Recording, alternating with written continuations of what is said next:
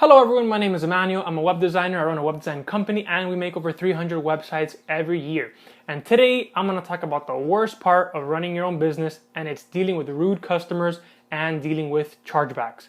Now, if you don't know what chargebacks are, it's pretty much when a customer pays you for a service and then after you deliver it, they call the credit card company and they lie to them, tell them that they never got the work or that you did it wrong, and they refund the transaction and get the money back, but keep your work.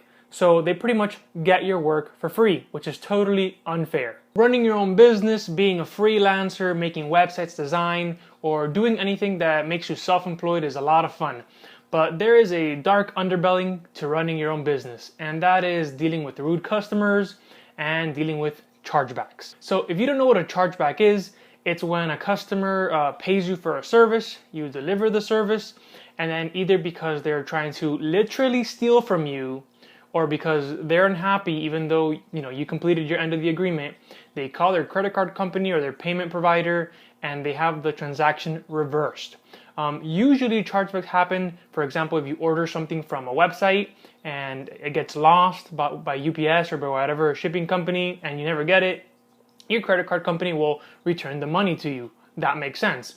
But what happens sometimes, especially with design work, is that we will deliver a project, but sometimes that customer won't really value design work and they'll decide, well, you know what? I don't really think I should have paid as much as I did for this work. And they'll call their credit card company and they'll say, hey, listen, this transaction, I didn't approve it, or they didn't send whatever they were supposed to send.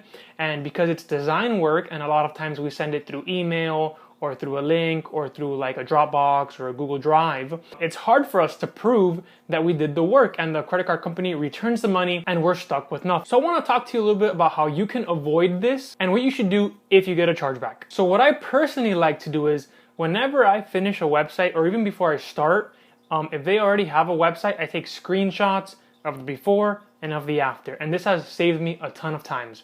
There's been times where customers do a chargeback, and most of the time the reason they do a chargeback is because customers sometimes expect the website to deliver the results for their business. So what do I mean? Let's say a customer asks you for a website or a design or a logo or anything with a specific function or look for the logo. And you put a lot of work into it and you deliver it.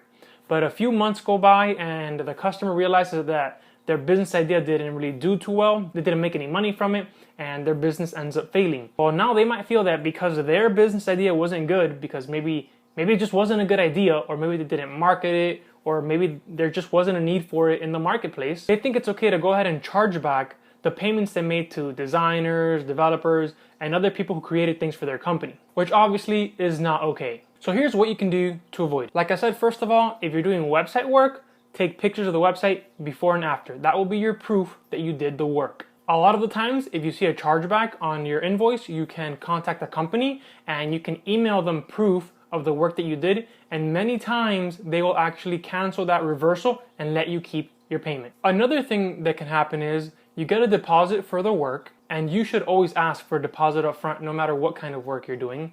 Never do any work for free. If the customer is not even willing to give you a deposit to get started, it means that they really don't value your work and you don't even want to be working with that customer in the first place. Once you have your deposit, you can go ahead and get started on the work. It shows that the customer actually trusts you to do the work that you're doing. Now, what happens every once in a while is you'll have these customers that they'll pay you the deposit, you'll complete the entire project and you'll deliver it, and then when it comes time to collect the second half of the deposit, they disappear. Now, there's two ways you can avoid this. Number one is don't actually deliver the website or logo or whatever work you're providing until they pay the second half. But sometimes that can be a little bit hard because customers want to, get what they paid for and then pay for it, at least at the end. What I do sometimes is I'll make the website for them on my own hosting, and then I'll send them a link to it. And when it's done, I'm like, look, here's your whole website. It's completely finished. All the pages are there. Everything works. Now, the last part is for me to transfer it from my hosting to your hosting. But to do that, you have to make the final payment first. This way, they don't feel like they paid half and they can just keep your work. Now, when I first started and I wasn't really as familiar with, the best practices for things like this, I would often make the mistake of making the website on the customer's hosting, and I got burned a lot of times with people that would pay for half of the website, and then once the website was done, they would change their passwords, block my email, and I would be left hanging with only half of the money. But sometimes you have to learn things the hard way, and that's why I'm sharing this video with you guys so that that doesn't happen to you. If you ever have this kind of conflict with your customers, this is the way that I would explain it. Imagine you hire somebody to paint your house yellow.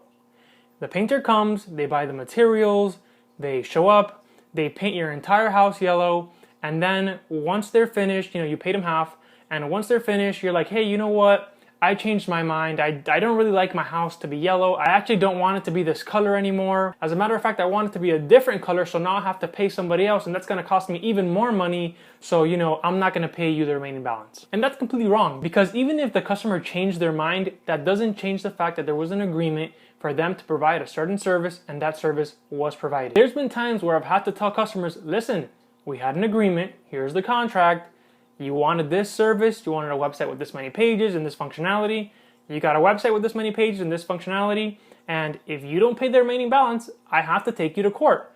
And a lot of the times, customers are smart enough to know that it's going to be more expensive to go to court than to just pay the balance, so they'll end up paying the balance.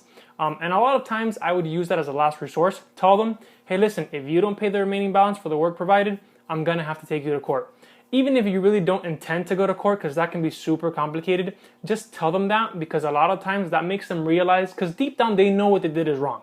And they know that if you actually take them to court, the judge is going to be in your favor, and they're probably going to have to pay you back and pay court fees, so they're going to wise up and give you the money.